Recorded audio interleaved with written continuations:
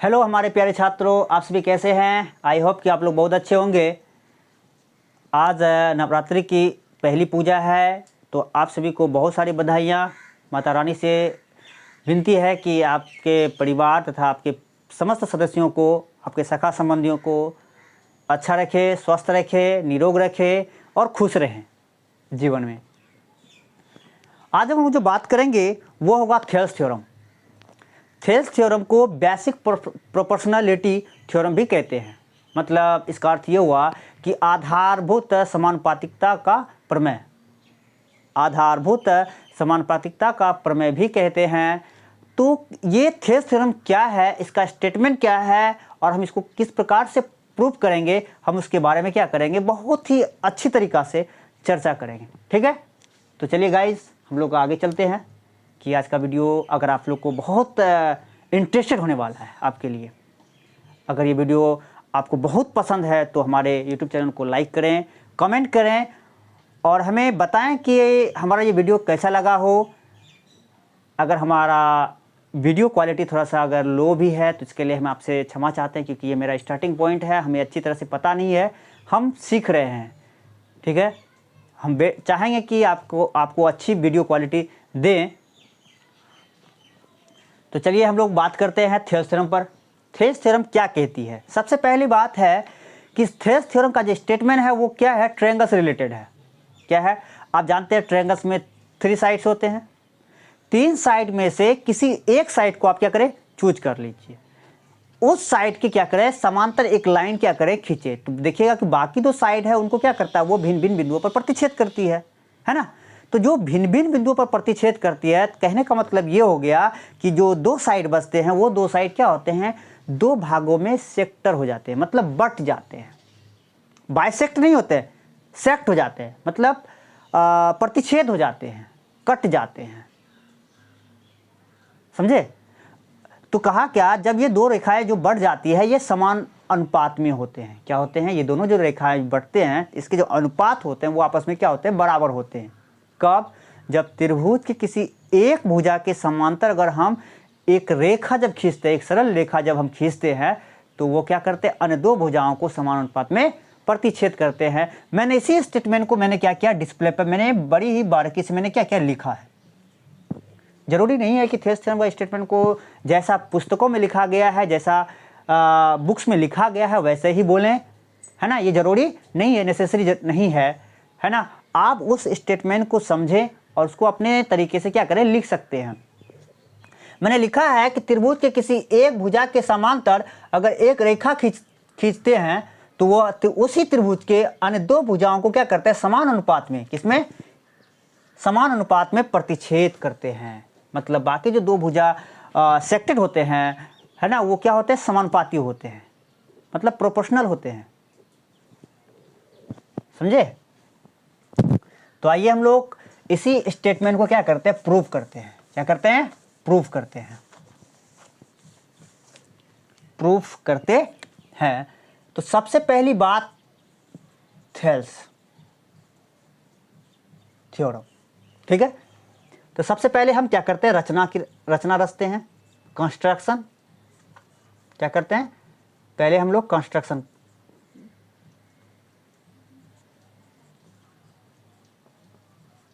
Construction इसलिए लिखते हैं क्योंकि स्टेटमेंट में जो है त्रिभुज की बात कही गई है। ये नहीं कहा गया कि आपको ट्रायंगल एबीसी लेना है या पीक्यूआर लेना है, XYZ लेना है, एनी हाउ एनी, है ना, कोई भी ट्रायंगल आपको ले सकते हैं। इसलिए हमें क्या करती है, रचना की आवश्यकता पड़ती है। हम जो ट्रायंगल लेते हैं उसके आधार पर क्या करते हैं, जो स्टेटमेंट है थेल्स थ्योरम का, उसका मैथमेटिकल मीनिंग हम लोग क्या करते हैं, दर्शाते हैं, और उसको हम लोग क्या करते हैं, बाय प्रूफ करते हैं। तो सबसे पहले आपको याद होना चाहिए कि ट्रायंगल का जो एरिया होता है, आप जानते हैं कि ट्रायंगल को एंगल के बेसिस पर, ट्रायंगल को जो है एंगल के बेसिस पर, एंगल और साइड के बेसिस पर क्या किया जाता है, क्लासिफाइड किया जाता है। क्लासिफाइड बाय, है ना, एंगल एंड साइड। इसके आधार पर क्या है, एक्यूट एंगल है, ऑब्ट्यूज एंगल है और राइट एंगल है। इसके आधार पर क्या है, इक्विलैटरल है, इक्विलेटरल ट्रायंगल है, उसके बाद है ना स्केलेंट ट्रायंगल्स है और आइसोसेल्स ट्रायंगल्स है। इसके आधार पर तो हम इक्विलेटरल ट्रायंगल, आइसोसेल्स ट्रायंगल और स्केलेंट ट्रायंगल्स की जब बात करेंगे तो तीनों में जो है अगर आप किसी भी वर्टेक्स से एटीट्यूड मतलब एल्टीट्यूड खींचते हैं, मतलब शीर्षलम अगर खींचते हैं, परपेंडिकुलर साइड अगर खींचते हैं तो वो अंदर ही होगा। तो बचा क्या? एंगल की ओर। तो एंगल की ओर में हम लोग देखते हैं सबसे पहला ट्रायंगल क्या है? एक्यूट एंगल ट्रायंगल है, एक्यूट एंगल ट्रायंगल है, ठीक है। दूसरा है राइट एंगल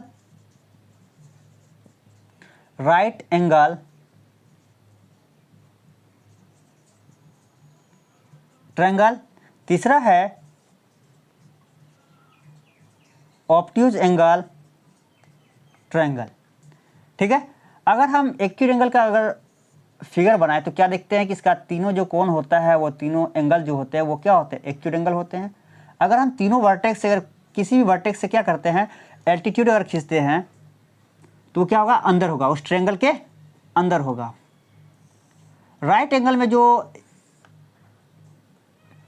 एक साइड होता है वो क्या होता है? परपेंडिकुलर होता है, मतलब एक दूसरे साइड पर क्या होता है 90 डिग्री कोण पर वो गिरता है, तभी क्या बनाता है? एक राइट एंगल ट्रायंगल बनाता है।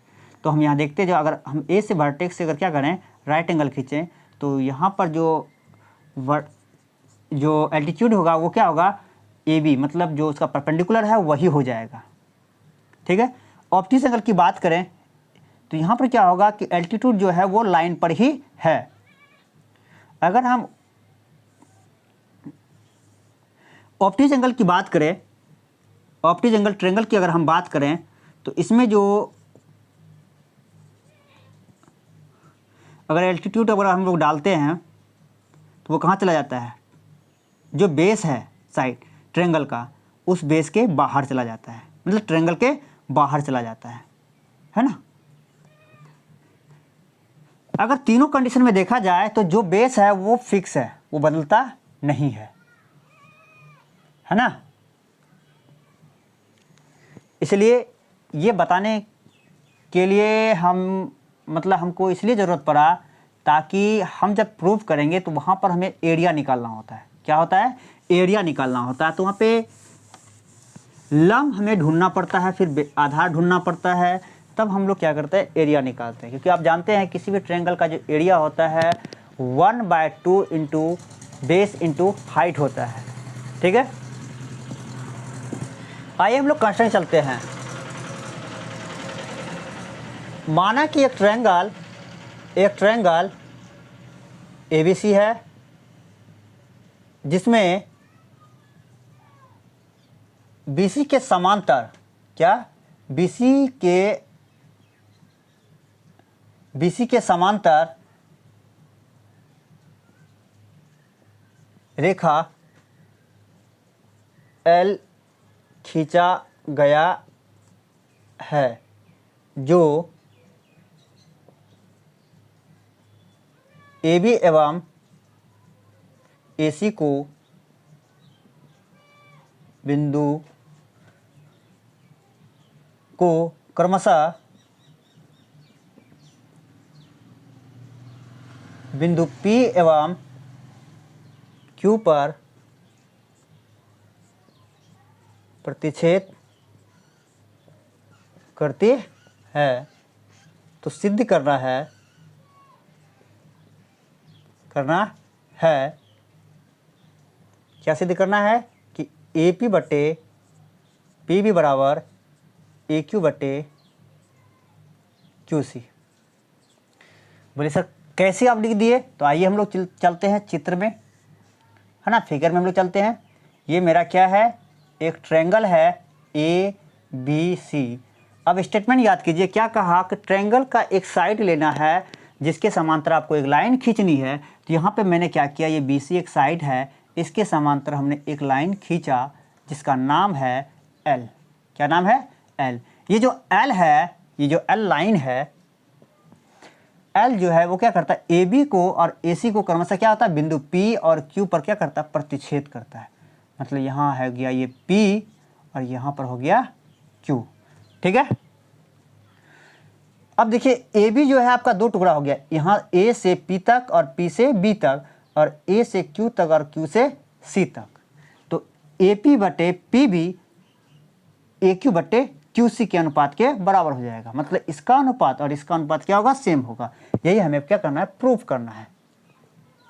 आइए हम लोग प्रमाण की ओर चलते हैं। प्रूफ की ओर चलते हैं। मैंने आपको भी जस्ट पढ़ाया कि अगर ट्रायंगल एक्यूडेंगल है, एक्यूडेंगल ट्रायंगल है, न्यून कोण त्रिभुज अगर है, तो उसका सभी जो एल्टीट्यूड होंगे, जो शीर्ष लंब होंगे, वे सभी अंदर ही होंगे। नहीं, यहाँ पर कोई त्रिभुज दिखाई देता है APQ, है ना। और याद कीजिए, किसी भी ट्रायंगल का जो क्षेत्रफल होता है वो क्या होता है, लंब गुना आधार होता है। चाहे आधार क्या बोलते हैं, लंब, चाहे इस शीर्ष से खींचिए या इस शीर्ष से खींचिए, कहीं से भी खींचिए, आपका एरिया जो होगा इतना ही होगा जितना उस तीनों साइड के द्वारा क्या किया गया है, घेरा गया है। मतलब कर्व जो रीजन है तीनों साइड के द्वारा, वही क्या होगा, उसका एरिया होगा। क्योंकि त्रिभुज में 3 वर्टेक्स है तो तीनों वर्टेक्स से क्या होगा, शीर्षलंब खिंचाएगा। हमने क्या किया, यहाँ से Q से इस पर एक लंब डाला, इसका नाम हमने रखा N। फिर यहाँ से हमने एक लंब डाला जिसका नाम रखा हमने M। ठीक है, अब Q को B से मिला दिया और हम B को क्या किए, C से मिला दिए। तो आइए प्रमाण में हम वही चीज़ लिखते हैं। बिंदु P एवं Q से क्रमशः QN लंब AB बोलिए या AP बोलिए, AB एवं PM लंब किस पर, AC, AC बोलिए या AQ बोलिए, बात तो बराबर है। और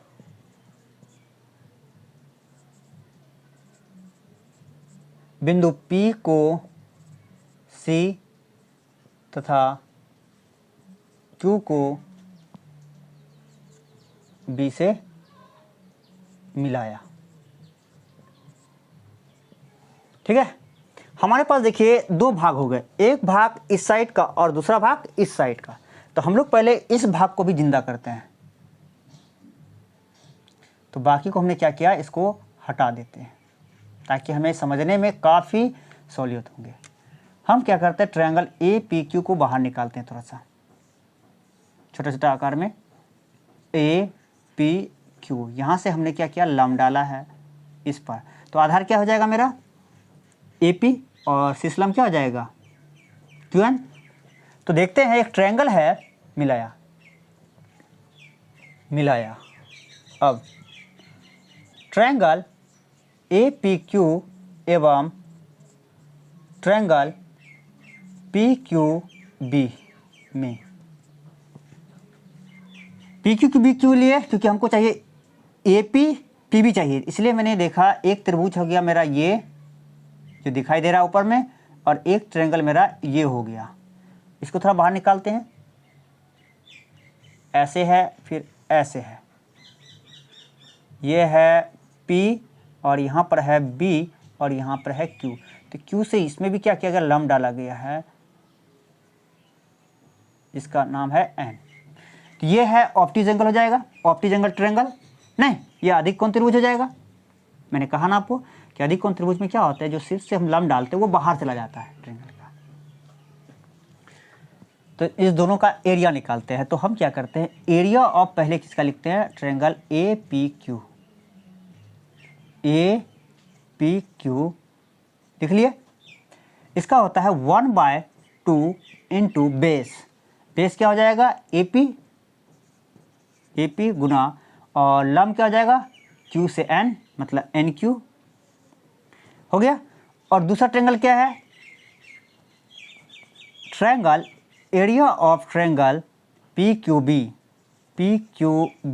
ओके, इसका क्या हो जाएगा, चलिए इसमें देखते हैं। यहाँ से लंब डाले हैं तो आधार क्या हो जाएगा, पी बी, 1/2 गुना आधार पी बी गुना एन क्यू, शीर्षलंब वही होगा।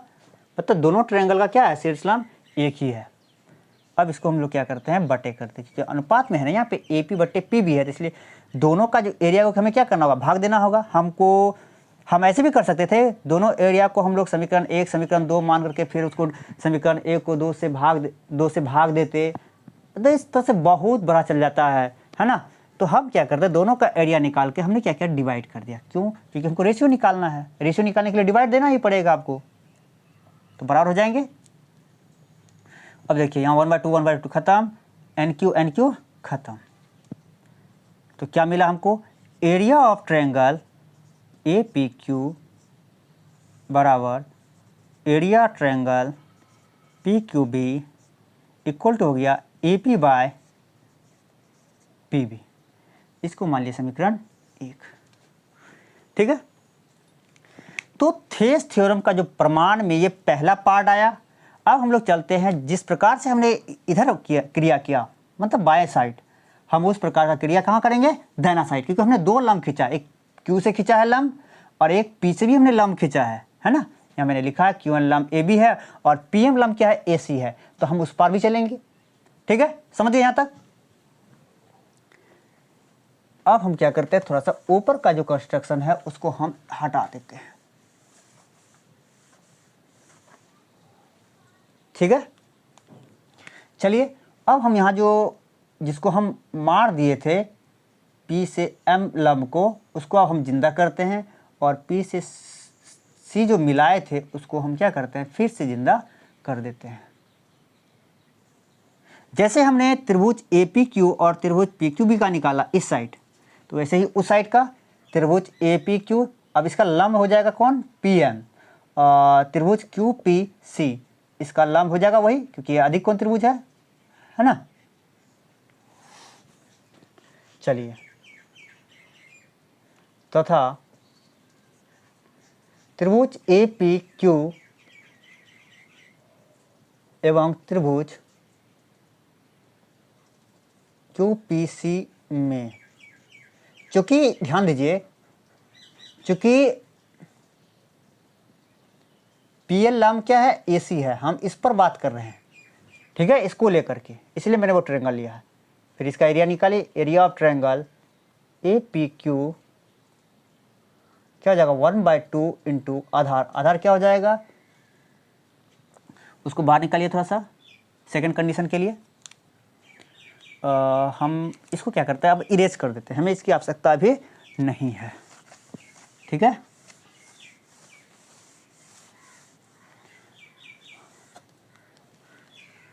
मेरे पास जो सेकेंड फिगर हो जाएगा वो क्या हो जाएगा, तो आपका एक ट्रायंगल तो वही रहेगा APQ, लेकिन इसका लंब जो है ना दूसरे सिर से खींचा जाएगा, मतलब यहाँ पे हो जाएगा PM, PM क्या हो जाएगा, लंब हो जाएगा, तो आधार आपका क्या हो जाएगा, AQ हो जाएगा बेस, तो आधार गुना शीर्ष लंब, आधार क्या है AQ गुना PM, ठीक है। दूसरा ट्रायंगल को बाहर करते हैं हम लोग, कैसे है, ऐसे है, ऐसे है, ऐसे है, ठीक है। यहाँ पर है P, यहाँ पर है Q, यहाँ पर है C, तो यहाँ से हम लोग लंब डाले हैं M, ठीक है। अधिक कोण के लिए ये लंब हो जाएगा और ये आधार हो जाएगा QC। तो area of triangle QPC 1/2 into हो जाएगा आधार गुना, मतलब आधार हो जाएगा QC और लंब हो जाएगा PM, और इसको हम क्या करते हैं, डिवाइड कर देते हैं, ठीक है, बराबर, ठीक है। हमें अनुपात भी चाहिए ना, है, फिर से देख लेते हैं। फिर हमने क्या किया, AP एक त्रिभुज लिया, APQ त्रिभुज लिया, लेकिन यहाँ पे अब लंब का जो वर्टेक्स है वो क्या हो गया, चेंज हो गया। यहाँ पे P से मैंने लंब खींचा है, तो इसके आधार पे मैंने लिया है, तो इस पर हमने देखते हैं एक त्रिभुज और बना है, इसका नाम है QPC ट्रायंगल है। यहाँ से ये लंब जो होता है दोनों के लिए काम करेगा, इस ट्रायंगल के लिए भी और इस ट्रायंगल, मैंने अभी जस्ट पहले कहा था ये एक ट्रायंगल के 3 वर्टेक्स है तो उससे 3 शीट्स खींचे जा सकते हैं। तो यहाँ देखते हैं 1/2 1/2 खत्म, PM और PM क्या हो जाएगा, कैंसिल हो जाएगा। तो एरिया ऑफ ट्रायंगल APQ बटे एरिया ऑफ ट्रायंगल QPC बराबर AQ बटे QC। अब जैसा गौर कीजिए, फर्स्ट इक्वेशन में AP बटे PB आया था और यहाँ पे जो आया वो AQ बटे QC आ गया है। अब हमारे पास एक कंडीशन बस इतना बच गया है कि दोनों को बराबर तभी कहेंगे जब लेफ्ट साइड क्या हो, बराबर हो। अगर हमारा मान लेते हैं, आपको कॉन्सेप्ट याद होगा ऐसे भी, क्या कि x का मान अगर यदि क्या हो, x बराबर k है और y बराबर भी k है तो x और y क्या होंगे, बराबर होंगे ना। क्यों? क्योंकि x का जो वैल्यू है वही क्या है, y का वैल्यू है। इसका मतलब ये हुआ कि x और y जो है दोनों क्या है, इक्वल है। नहीं, x और y क्या है, दोनों इक्वल है। ठीक है, तो यहाँ पे थोड़ा सा रुक जाएंगे हम लोग और देखते हैं कि हम क्या करते हैं, इन चित्रों को हम हटा देते हैं थोड़ा सा। अब हम बात करते हैं थोड़ा सा इस आधा चतुर्भुज की, मतलब ऊपर का हिस्सा हटा देते हैं तो जो बचता है एक चतुर्भुज बचता है, वो इस टाइप का चित्र बनता है। तो यहाँ पे है P, यहाँ पर B है, यहाँ पर Q है, यहाँ पर C है और ये यहाँ से मिला हुआ है और ये यहाँ से मिला हुआ है। जरा ध्यान दीजिए कि ये जो BC है वो ट्रायंगल था, ट्रायंगल का एक साइड था, और PQ जो है, PQ मतलब L जो है BC के क्या है, समांतर है। मतलब ये रेखा और ये रेखा क्या है, समांतर है। आप 9th क्लास में पढ़े होंगे कि अगर दो ट्रायंगल एक ही आधार और समांतर रेखाओं के बीच बनता है तो वो जो ट्रायंगल का जो क्षेत्रफल होता है वो क्या होता है, इक्वल होता है, आपस में क्या होता है, बराबर होते हैं।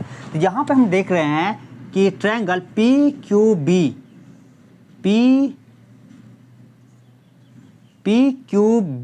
ये जो ट्रायंगल है, और दूसरा जो ट्रायंगल है वो क्या, QPC। ये जो ट्रायंगल देख रहे हैं ये दोनों एक ही साइड, किसका, एक ही साइड PQ पर बना है। अगर इसको हम घुमा के उलट दें तो ये आधार हो जाएगा और ये रेखाएं जो है और ये रेखाएं दोनों क्या है, समांतर है। मतलब दो समांतर रेखाओं के बीच एक ही आधार पर ये ट्रायंगल और ये ट्रायंगल क्या है, बना है। इसका मतलब इसका क्षेत्रफल जो होगा वही इसका भी क्षेत्रफल होगा। तो यहाँ पर हम लोग थोड़ा सा रुक जाते हैं और चूँकि हम लोग एक कारण लिखते हैं क्या, कि ट्रायंगल PQB एवं ट्रायंगल QPC एक ही आधार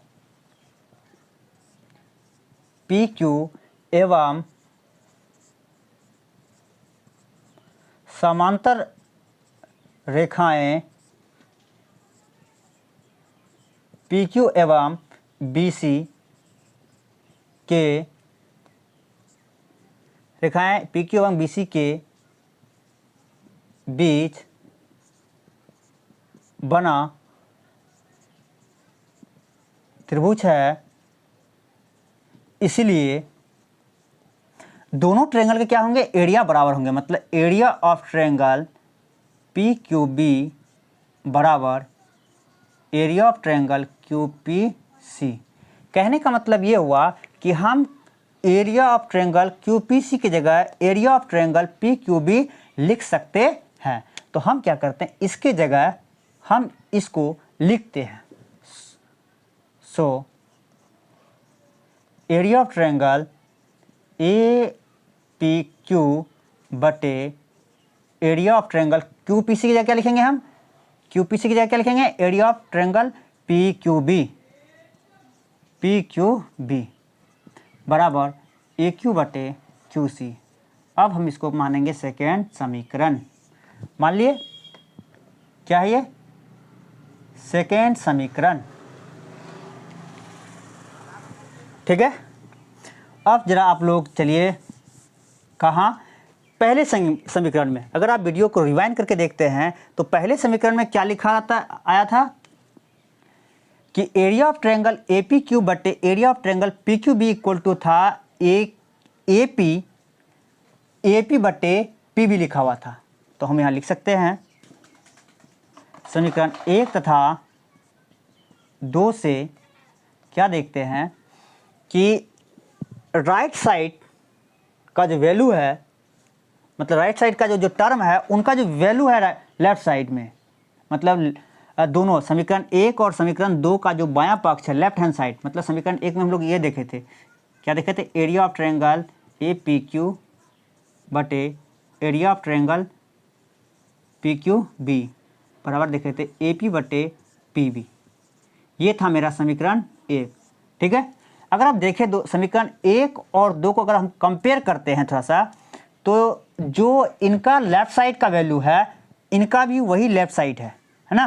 कहने का मतलब area of triangle A P Q बटे area of triangle P Q B की जगह हम ए पी बटे पी बी यहाँ पर लिख सकते थे, है ना। तो मेरा यही प्रूफ हो जाता। तो हमने क्या किया, समीकरण 1 और 2 को कंपेयर किया।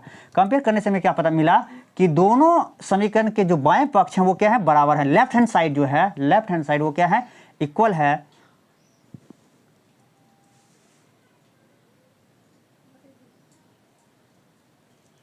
जो लेफ्ट हैंड साइड है वो क्या है, इक्वल है। इसलिए राइट हैंड साइड क्या होगा, इक्वल होगा। मतलब ए पी बटे पी बी बराबर ए क्यू बटे क्यू सी। हमें जो प्रूफ करना था वो मुझे क्या हो गया, मिल गया। इस प्रकार क्या होता है, थेवेनिन थ्योरम प्रमाणित होता है। ठीक है, अगर हमारा ये प्रयास, ये जो मेहनत है आपको बहुत अच्छा लगा हो तो प्लीज़ हमारे इस वीडियो को अधिक से अधिक शेयर करें, कमेंट करें। अगर आप हमारे YouTube चैनल को सब्सक्राइब नहीं किए हैं तो प्लीज़ हमारे YouTube चैनल को सब्सक्राइब करें। इसके लिए आपको बहुत बहुत धन्यवाद। जय हिंद, जय भारत।